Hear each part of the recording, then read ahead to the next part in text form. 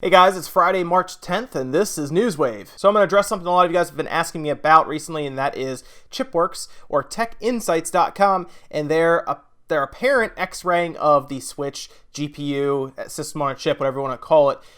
Apparently it's happening soon. They released a quick teardown that they did and identified a bunch of chips, even went as far as to X-ray some chips like the networking, the Bluetooth chip, things like that, but they didn't hit the big one, the big question mark, which is that system on a chip that is inside the Switch right now. A lot of people are saying, oh, it's a regular X1, other people are saying it's a customized X1, some are even still saying it's a Pascal chip.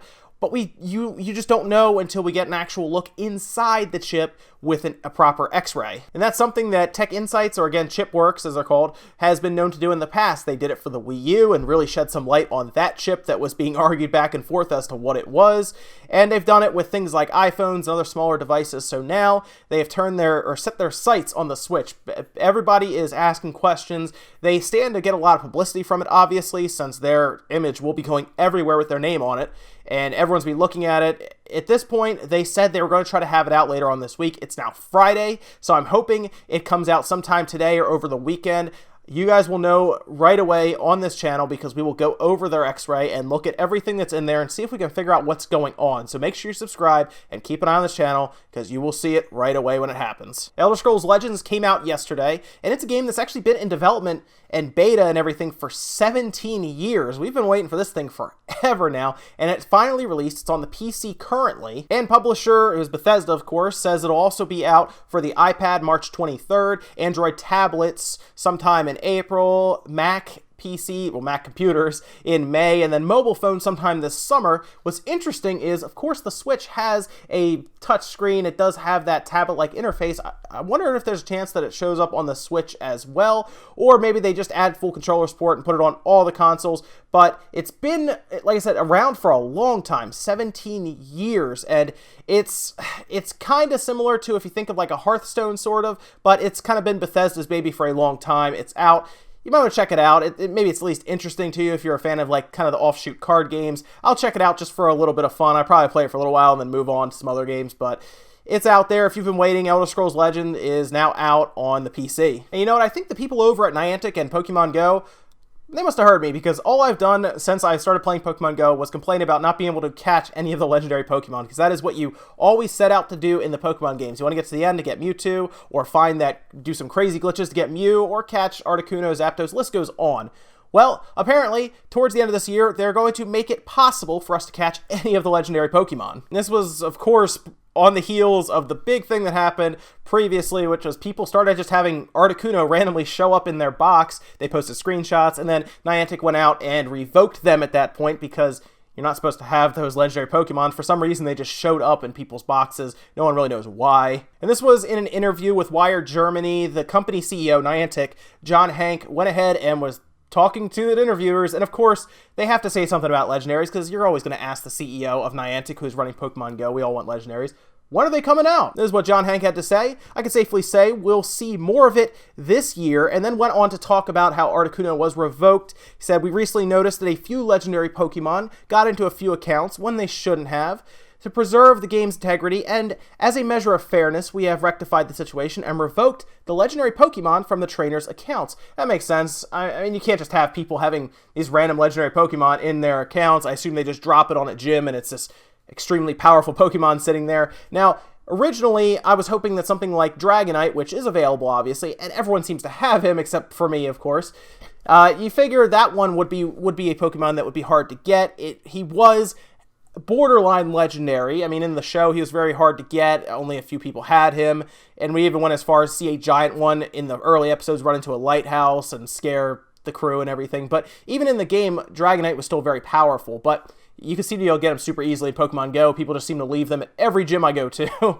But anyway, the problem they run into with legendaries is you need to have a way that everyone can't get them. And it's a shame that everyone can't have them. But if everyone had legendary Pokemons, they would not be legendary, because everyone would have them. They'd be as common at that point as Pidgeys or something, if everyone has them. So you have to figure out a way so it's fair to everyone, so everyone at least has a chance to get a legendary Pokemon, but not everyone does. I don't know if you need to set them in specific locations where it's not dangerous to go. Like, don't put Articuno on top of an ice mountain somewhere, like Mount Everest or something. Don't do that. but maybe make the spawn point very, very rare. So that if somebody gets him and you go by your friend and they have Zapdos, you just, you're like, wow, you have Zapdos. That's pretty impressive. So we'll see. Mew and Mewtwo should be almost non-existent in people's games, but still have a chance to be there. We'll see. They said probably later on this year we'll see some way to start incorporating these legendaries. I think it'll make the game more interesting, and once again, an update like that will bring more people back. We saw what happened with the second generation release. It'll just keep happening if they keep putting new Pokemon in to get. And yesterday, the Nintendo Switch library got bigger, actually by a fair amount. It's actually about 8 games that came out yesterday, and most of them are pretty good. So the big one that I was really excited for is Blaster Master Zero. I've actually been playing it for a little while now, and it's actually pretty fun. It's kind of that callback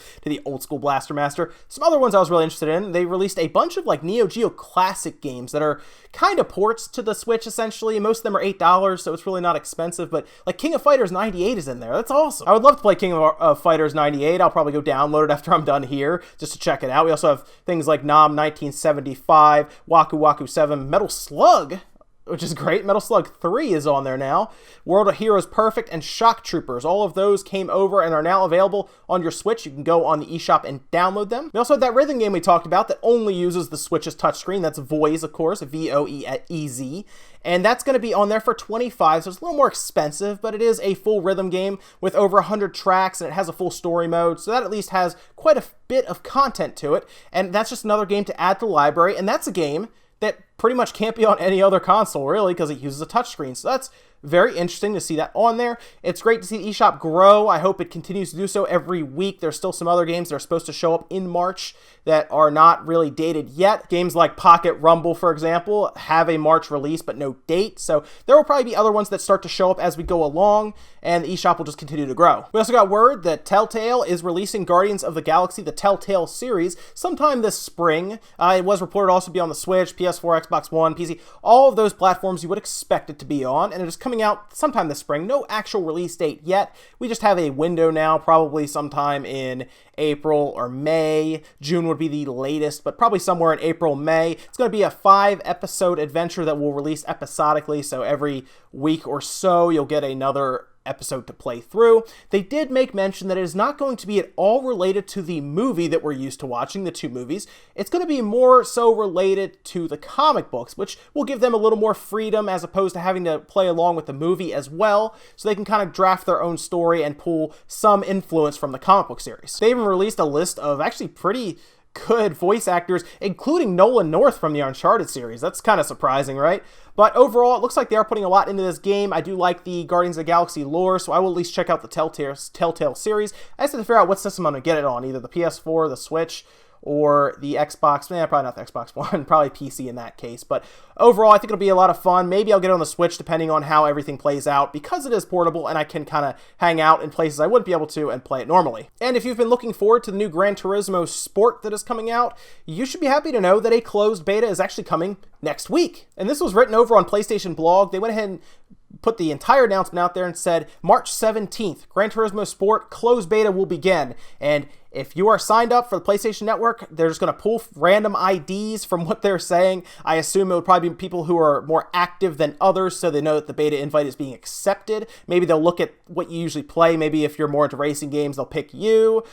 It's hard to say. All they're saying is some will go out, and then a week later, more will go out, and they'll just try to build probably a little community of beta testers that can try the game out, let them know how it is. I assume they're doing a staggered invitation so that they can slowly test the online features as well. But if you're a fan, be happy to know that at least the chance is out there. All they've said is check your inbox to make sure, because if you get an invite and you miss it, that's not good on them, it's not good for you, and it would be a shame if you missed it just because you didn't sign in. And not surprisingly, the Zenimax, Oculus, John Carmack debacle still has not ended. In fact, John Carmack has stepped it up a notch, and he is now suing Zenimax for $22.5 million. And John Carmack's case seems to stem from when Zenimax actually bought id Software. They bought it for $150 million. It looks like it was divided up kind of into payments, and they still owe him $22.5 million. And because of this entire lawsuit from before with Oculus, John Carmack is saying they don't really want to pay just because of what's going on right now. I want to get my money, so here's what we're going to do. I'm going to sue them. So Zenimax, of course, is saying, well, you violated your NDA or your non-disclosure agreement, whatever you want to call it, through them to bring Oculus over. John Carmack is saying, no, I didn't. You owe me $22.5 million, so they're going to do what everyone in the United States does. They're just going to go to court over it, and more than likely, Carmack will still get some sort of payout from Zenimax, maybe not $22.5 million, although Zenimax did just get $500 million, so $22.5 million probably is not a lot for them to just pay out to him to get everything resolved. Either way, I'll keep you guys up to date on this, and we'll see what ends up happening between John Carmack and Zenimax. And in our last bit of news today, guys, Reggie fils-aime had kind of an impromptu